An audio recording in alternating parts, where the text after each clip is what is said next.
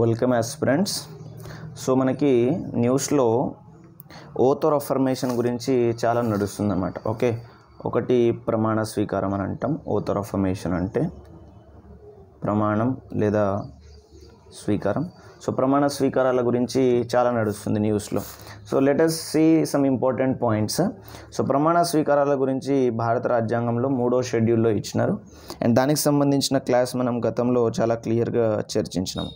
అయితే ఇప్పుడు రీసెంట్గా లోక్సభకి ఎలక్షన్స్ కంప్లీట్ అయినవి కాబట్టి లోక్సభకి ఎలక్షన్స్ ఎవరు కండక్ట్ చేస్తారు? Election commission of India.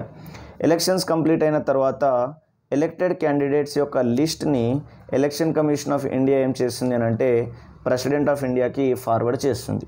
So ఇట్లా ఫార్వర్డ్ చేసినప్పుడు ప్రెసిడెంట్ ఆఫ్ ఇండియా ఏం చేయాలి? ఆర్టికల్ 99 ప్రకారము అతను స్వయంగా అయిన ఓత్ తీసుకోవాలి. అనగా ఆ ఎంపీల యొక్క ఓత్, ఎవరైతే లోక్సభకి ఎలక్ట్ అయినారో అటువంటి ఎంపీల ఓత్ స్వయంగా 99 ప్రకారం తీసుకోవాలి. లేదా అతను ఎవరినైనా అపాయింట్ చేయవచ్చు ఓత్ తీసుకోవడానికి. అందుకే మీరు చూస్తారు ప్రెసిడెంట్ ఆఫ్ ఇండియా ప్రోటెమ్ స్పీకర్ని అపాయింట్ చేస్తారు. సో ప్రోటెమ్ స్పీకర్ని ఏ ఆర్టికల్ ప్రకారం అపాయింట్ చేస్తారు అని అంటే ఆర్టికల్ 95 ప్రకారము ప్రోటెమ్ స్పీకర్ని అపాయింట్ చేస్తే, సో ఇప్పుడు ప్రెసిడెంట్ ఆఫ్ ఇండియా ఏం చేస్తాడు? ఫస్ట్ ప్రోటెమ్ స్పీకర్ సభ్యులందరి యొక్క ప్రమాణాలు తీసుకుంటారు, ప్రమాణ స్వీకారం తీసుకుంటారు. సో ప్రమాణ స్వీకారం. సో ఇక్కడి వరకు మనం వీళ్ళని క్యాండిడేట్స్ అని పిలుస్తాము. ఇప్పటి వరకు వీళ్ళని మనం ఏమని పిలవాలి అని అంటే క్యాండిడేట్స్ అని పిలవాలి. ఎవరిని?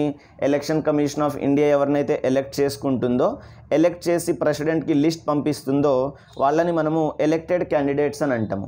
వన్స్ వాళ్ళు ఆ ఎలక్టెడ్ క్యాండిడేట్స్ ఎవరైతే ఉన్నారో అందరూ ప్రమాణ స్వీకారం తీసుకున్న తర్వాత వాళ్ళని మనము సభ సభ్యులు అని అంటాం. అప్పటి నుంచి సభ సభ్యులు అని అంటాం. ఓకే, సో మరి ఈ సభ సభ్యులు కావాలి అని అంటే ఏ ఆర్టికల్ ప్రకారం ప్రమాణ స్వీకారం తీసుకుంటారు అని అంటే ఆర్టికల్ 99 ప్రకారం. సో ఎవరు తీసుకోవాలి? ఆర్టికల్ 99 ప్రకారం ఎంపీల ఓత్ అని అంటే స్వయంగా రాష్ట్రపతి తీసుకోవచ్చు, లేదా అతను ఎవరినైనా అపాయింట్ చేయవచ్చు. సో ఎవరిని అపాయింట్ చేస్తున్నారు అంటే ప్రొటెమ్ స్పీకర్ని అపాయింట్ చేస్తున్నారు. మరియు ప్రొటెమ్ స్పీకర్ని ఏ ఆర్టికల్ ప్రకారం అపాయింట్ చేస్తాడు అని అంటే ఆర్టికల్ 95 ప్రకారము అపాయింట్ చేస్తారు. సో ఇక్కడ 2 పాయింట్స్ నోట్ చేయాలి వెరీ వెరీ క్లియర్గా. సో ప్రొటెమ్ స్పీకర్ అందరి యొక్క ప్రమాణాలు తీసుకున్న తర్వాత, అందరి ప్రమాణ స్వీకారం తీసుకున్న తర్వాత అందరూ ఇప్పుడు సభ్యులు అవుతారు. అయితే ఈ సభ్యులందరూ కూడా స్పీకర్ యొక్క ఎలక్షన్స్ని జరపాలి, అనగా స్పీకర్ని ఎన్నుకోవాలి.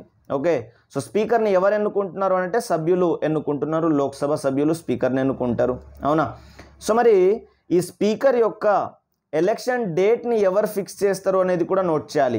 అది ప్రెసిడెంట్ ఆఫ్ ఇండియా ఫిక్స్ చేస్తారు.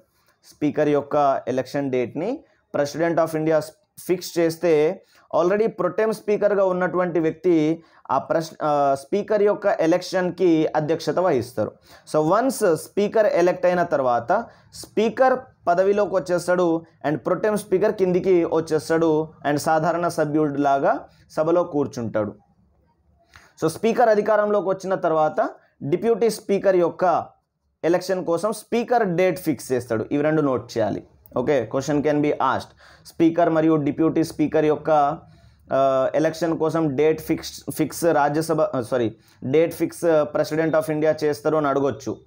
సో ఎవరి డేట్ ఫిక్స్ చేస్తాడు ప్రెసిడెంట్ ఆఫ్ ఇండియా అంటే ఓన్లీ స్పీకర్ డేట్ని ఫిక్స్ చేస్తాడు.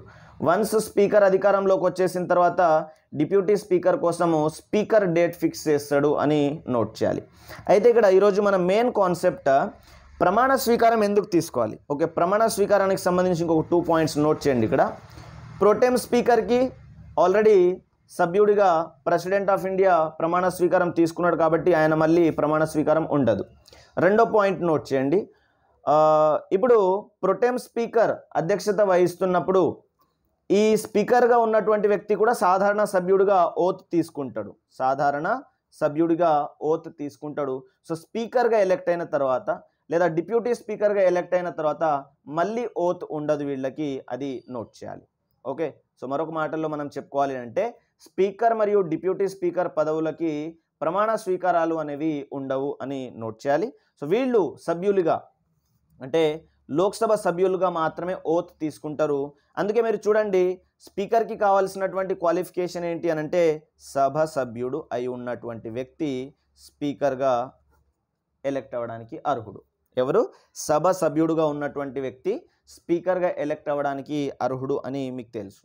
ఓకే, సో మరి ప్రమాణ స్వీకారం ఎందుకు తీసుకోవాలి ఎంపీలు అని అంటే లోక్సభకి ఎలెక్ట్ అయినా లేదా రాజ్యసభకి ఎలెక్ట్ అయినా ప్రమాణ స్వీకారం ఎందుకు తీసుకోవాలి అంటే వాళ్ళు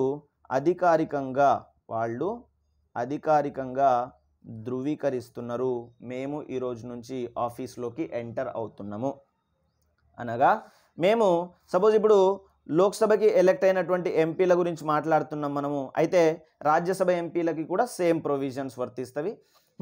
సో ఇక్కడ అపాయింటీ ఎవరున్నారు? Pro tem speaker. అపాయింటీ ఎవరున్నారు? Pro tem speaker. మరియు రాజ్యసభకి ఒక ఎంపీ ఎలెక్ట్ అయినప్పుడు అప్పుడు ప్రమాణ స్వీకారం ఎవరు తీసుకుంటారు ప్రెసిడెంట్ తరపున అంటే అప్పుడు రాజ్యసభలో ఉన్నటువంటి చైర్మన్ ప్రమాణ స్వీకారం తీసుకుంటారు. ఓకే, కావున ఇక్కడ నోట్ చేయాలి అధికారికంగా వాళ్ళు ధృవీకరిస్తున్నారు. సో ఈ రోజు నుంచి మేము అధికారంలోకి వస్తున్నాము, మా విధులని మేము నిర్వహిస్తాము. సో ఇప్పుడు క్యాండిడేట్స్గా ఉన్నటువంటి వ్యక్తులు ప్రమాణ స్వీకారం తీసుకోకుండా వెళ్ళి సభలో కూర్చోడానికి కానీ సభలో చర్చించడానికి కానీ లేదు. సభలో కూర్చోడానికి కానీ సభలో చర్చించడానికి కానీ లేదు. సభలో కూర్చోవాలి అన్నా సభలో చర్చించాలి అన్నా ఏం జరగాలి అని అంటే వాళ్ళు సభ సభ్యులు కావాలి. ఒకవేళ వాళ్ళు ప్రమాణ స్వీకారం తీసుకోకపోతే వాళ్ళు సభ సభ్యులు కారు. ప్రమాణ స్వీకారం తీసుకున్న వెంటనే వాళ్ళు సభ్యులుగా మారుతారు.